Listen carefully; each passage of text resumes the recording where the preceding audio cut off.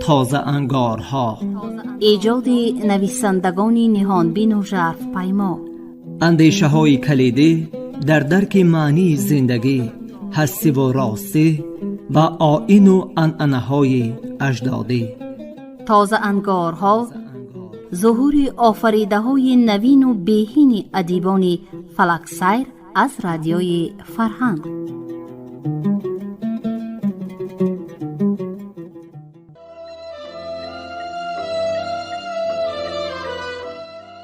شنوندگان عزیز، علاقمندان گفتارهای ادبی رادیوی فرهنگ، حالا از سلسله گفتار تازه انگارها از خوانی ایجادی نویسنده نامدار تاجیک بهمنیار از کتاب سرمده حکایه های دلپذیری را در قرائت نامزد علمهای فیلولوژی عبدالجلیل امان به سمعتان میرسانیم.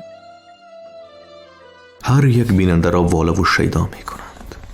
فرشته ما نیز از زمین قبیل دخترها بود، چون همه دختران ده از پسی بز و بزغاله ها دویده می گشت، یا با همسالانش لعبت بازی می کرد، یا مادر را به تشویش های روزگار مددگار بود. قصه کوتاه به گفتارش، به رفتارش، به جمالش انگوش نما نبود و بناگاه ببین و انگشتی حیرت بگس، گویا حضرت خیزر نظر کرده باشد. دختری بلند بالا، آهو چشم، شیر بدن، پیوسته ابرو. مادری او جای نشست نمی یافت. گمان میکرد که دخترش را چشم میگیرد و چندین تومار به پیراهن دخترش آویخته بود. به این هم دلش آرام نمی گرفت.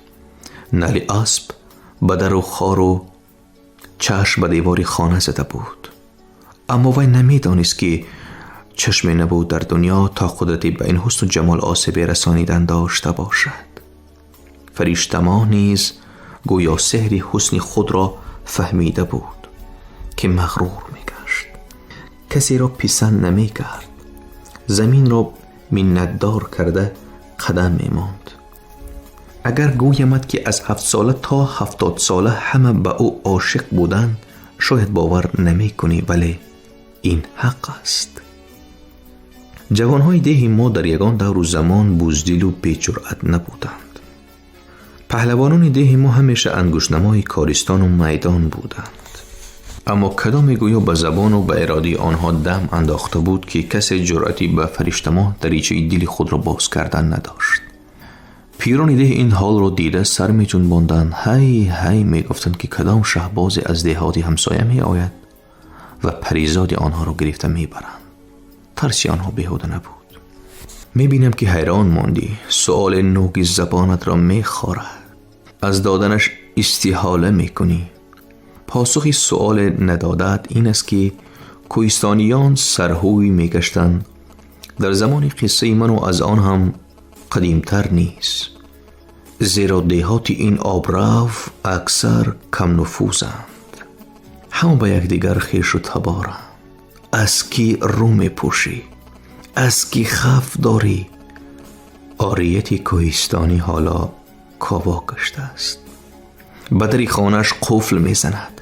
آن زمانهایی که می گویم زیر یک بام یک اولاد می زیست و عربدهی نمی شنیدی، حالا هر یک مرد روی سر بام دارد و باز از تنگ جایی می نالد.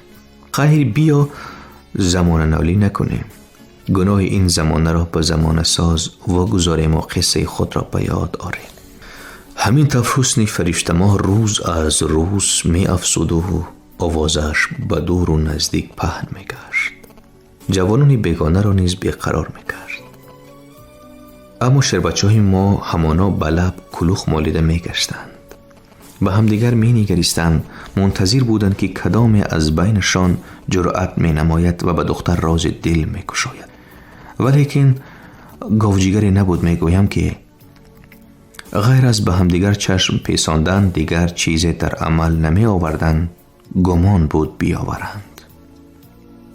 تمام شور و مغل بعدی سور آغاز یافت. گویا این سورها را محض برای یگان شور و مغل خیزاندن فکر کردند. انیق در یاد ندارم آن سوری کی بود، به هر حال بوزکشی در همان میدانی که پسی خانه شادمان دیدی به اوج می رسید. بینندگان در پشتهای قدقد اسب ریس گروه گروه می نشستند. از تکاب و از سرابی سرمددره آمده بودند. از چیلدره و از ژامدره نیز زنهای سرمده چنونه که گفتمد هیچگاه چادر به سر نگرفتند. آنها نیز تماشاگر بودند و هوادار پهلوانیم همده. در ایام قصه ما یک رسم عجیبانی سورگران معلوم بود. هر یک سورگر میخواست با یگان مکافاتی غلطی مردم را در حیرت ماند. پدری همین شادمانی که یاد شد در سوری پسر اشتر آورده بود. در اون بوزکشی تاریخی از کجا یک آهوی زیبای آورده بودند. بس زیبا بود. آهوی شاهی میگفتند. برای چمنزار شاهان میپروریدند. میگویم که چنین نامیدند. انا بعد نوبتی آهوی شاهی نیز رسید. مسلوخ تورپی را از مره خیلی دور برده پرتافتند تا بازی دیریاز و پرشورتر گردد. همین طور هم شد. مسلوخ گاه به دست یکی و گاه به دست دیگری یا از دستار را بوده به زمین می افتاد.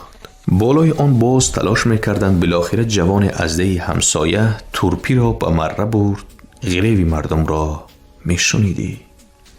بعد جوان آهوی شاهی مکافات حلال خود را پیش بر گرفته لگام اسب را سوی تماشاییان کشید. همه گمان بردند که وی آهو را برای نگهداری به همدهگانش می‌دهد، لیک وی از نزد همدهگانش گذشته نزد گروه زنان آمد. آهوی شاهی را پیش پای فرشته ماه پرتافت.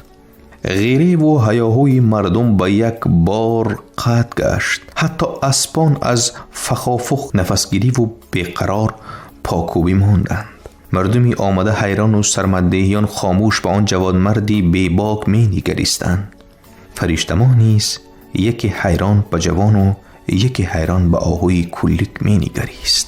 ما همه نگرانی پاسخ فرشته ماه به این گستاخی جوان بودیم. یعنی هدیه جوانی ناشناس را قبول می کند یا نه؟ آنچه وی کرد به نامش مناسب بود. فرشته ماه خم شد و رسمان را از دست و پای آهو کشاد. آهوی آزاد با دو سه جهیش پشته را بالا گشته بین برزهای یانه غیب زد.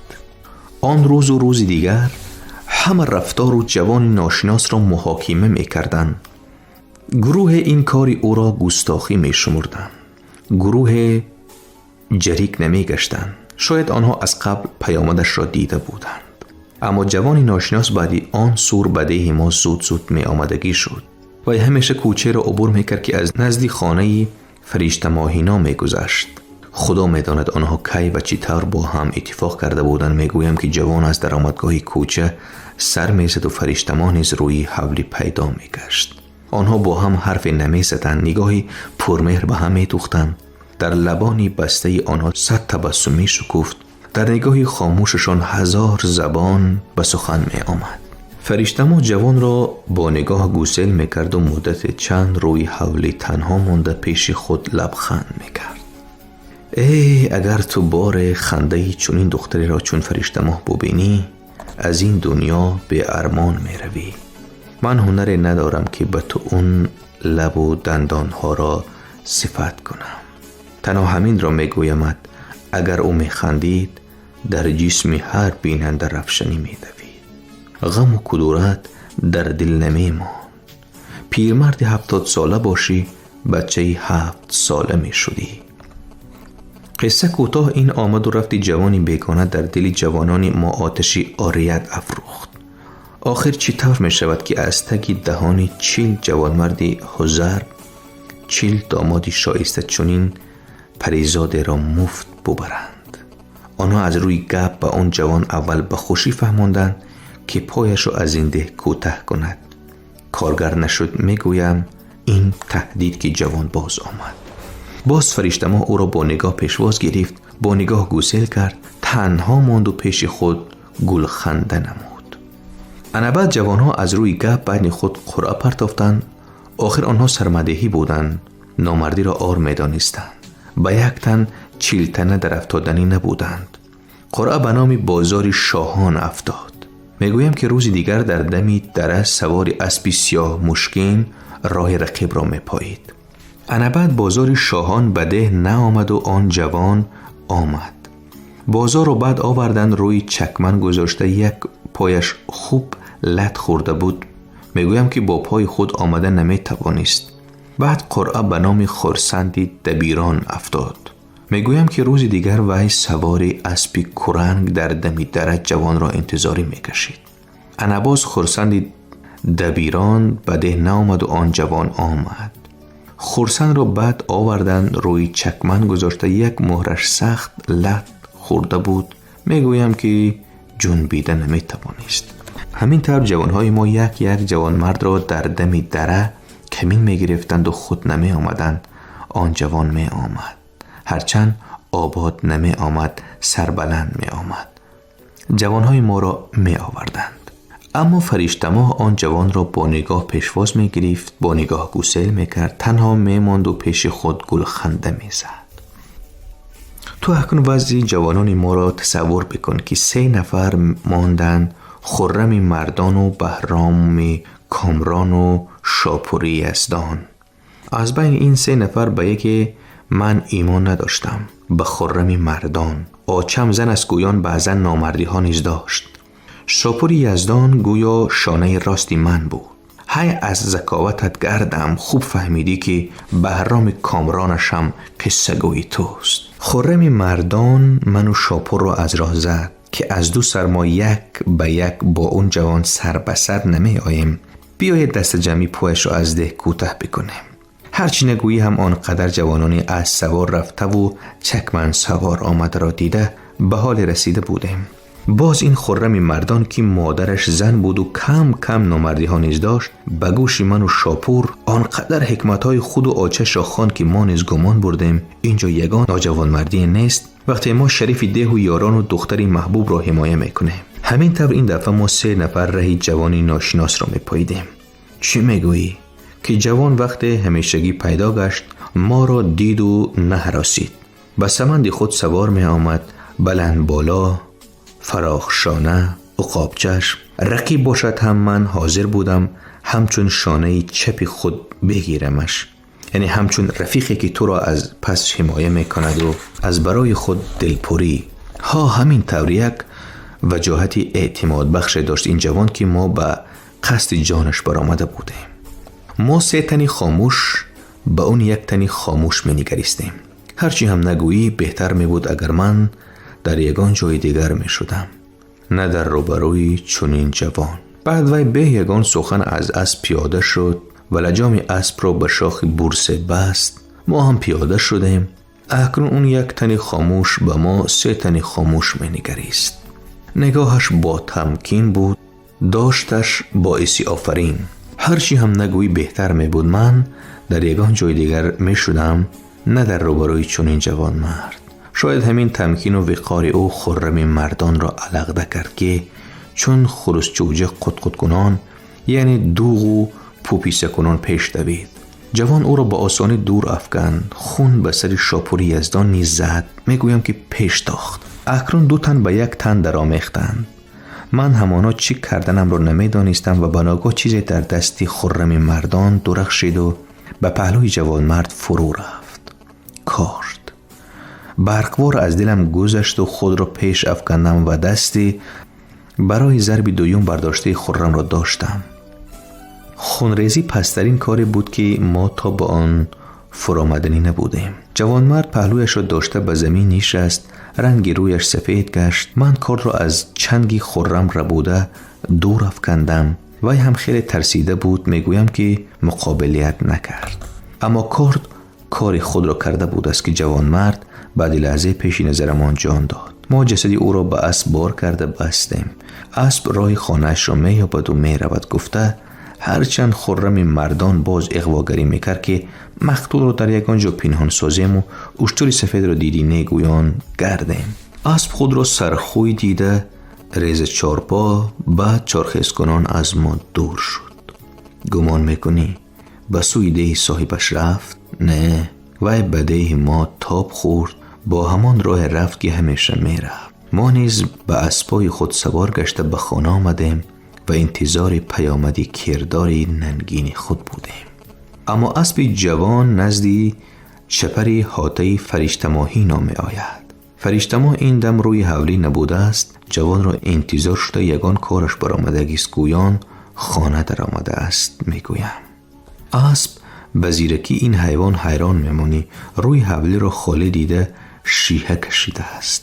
فرشته ماه شیهه اسب را شنیده تازان بیرون می آید. جوان را در خانه زین دلغیج و اویزان دیده چون هیکلی به جان نیمه ره میماند. بعدی فرصت به خود می آید. چیلبور را کشاده جوان را پایین کشیده سرش را روی زانو گذاشته قدی راه می نشیند. مردم گردش جمع می آیند و چی کردن را نمی دانند. حیران می مانند.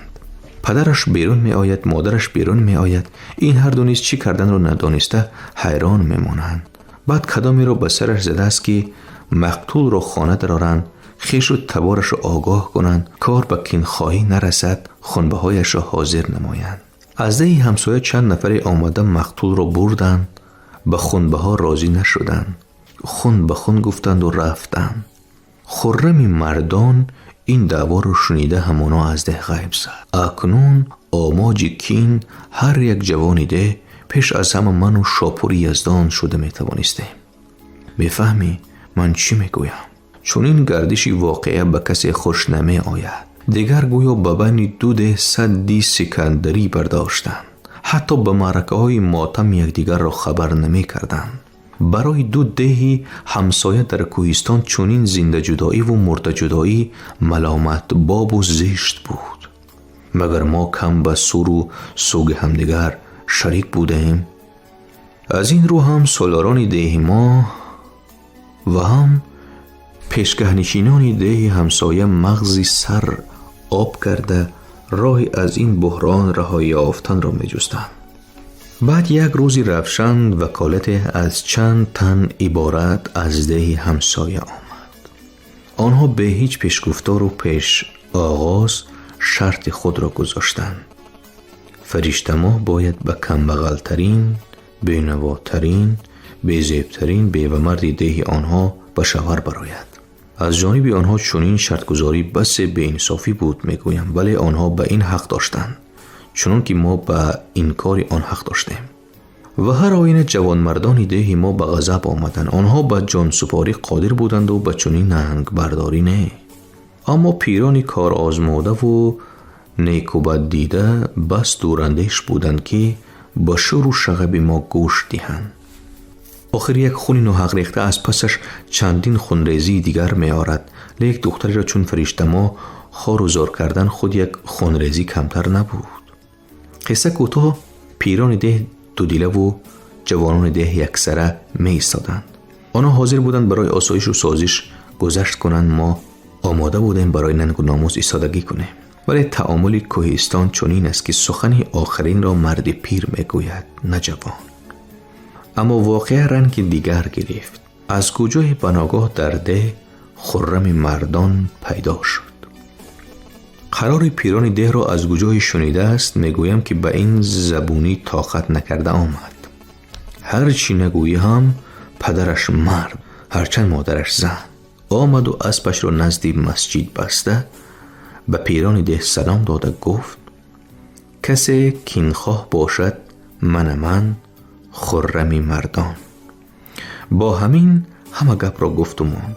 مردم کوهستان سخن روده کردن را خوش ندارند. مغزی گپ را میگویند و میمانند. رشته حادثه باز چگل گشت. نه از این رو که خرم مردان بده برگشت، بلکه از تصمیم فرشته ماه. وی با یک دوگانش خبر رسانده است که نمیخواهد خرم مردان پس از این قدر زحمت زن نادیده بمیرد. فرشته ماه راضی است که عروسی او شود. تو چیزی را میفهمی؟ ما هم آن وقت چیزی نمیفهمیدیم. هرچند من به زن مردم عموما ایمان ندارم.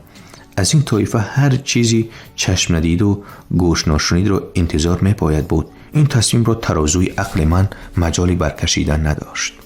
آوازه این خبر به دهان مردم افتاد و پدری فرشته ماه غیر از لب گزیده و سرخم کرده و خواستگارهای خرم مردان فاتحه دادن دیگر علاجی نداشت. کدام پدر دیده و دانسته به شخص که رشته عمرش امروز یا پگاه کنده می شود دختر برآورده می دهد. هرچی هم نگوی اون وقتها مردم سخت به عاریت بودند. قبلا موقعی هر سخن و پاداش هر عمل را می سنجیدند. یعنی به هاون آب نمی گفتند، به سوزن خرمن باد نمی کردند. از این رو ما به شریک خود خرم مردان حسد نمی بردیم که صاحبی چنین پریزاده می شود. یا تو گمان داری که محبت ما به فریشته ماه کاواک بود؟ عشق اول و آخرین من همان بود که دیگر با دیدن یگان زن یا دختر دلم ته ننشست. تا بدین روز یک حسرتی سخت گاه گاه به دلم چنگ میزند. چنان چنگ میزند که روی بام برآمده به تمام ده نعره کشیدن میخواهم. عروسی هم شد. آد یکک به شروع مغل گویا توی بیوه باشد. عروس و شهر را زیر چادر در آوردن، مثنوی خوانی هم کردند. چند کمپیری با آر و 2-3 خیش و تبار. بعد داماد و عروس رو تنها رختی کرپه ها را به اختیارشان 2 خاله را به دهلیز در بان گذاشته همه به خانه های خود پراکنده شده. بامداد خاله ها از تاریخ داماد و عروس حیران مانده در را انگشت می زدند. آواز نشنیده خواطر شده خانه می درآیند و فکری تو چرا می بینند. روی رخ خرمی مردان و به پهلویش کار دید تا دست فرو رفته را. تریزی خانه شده و از فریشته ماه نام و نشان نمانده. مرده او را نه از دریا یافتند و زندهش را نه از صحرا. میدانم حالا در سر چی فکر داری. این کار به دخالت دهی همسایه شده بود. شنونده های عزیز، یادرس می شویم که شما حکایات را از کتاب سرمدیح نویسنده بهمنیار از سلسله گفتار تازه انگارها در قرائت نامزد علمهای فیلولوژی عبدالجلیل امان از موج رادیوی فرهنگ شنیدید. کارگردان موجی گل یوسفова. انجام گفتار 10. شاد و سربلند باشید.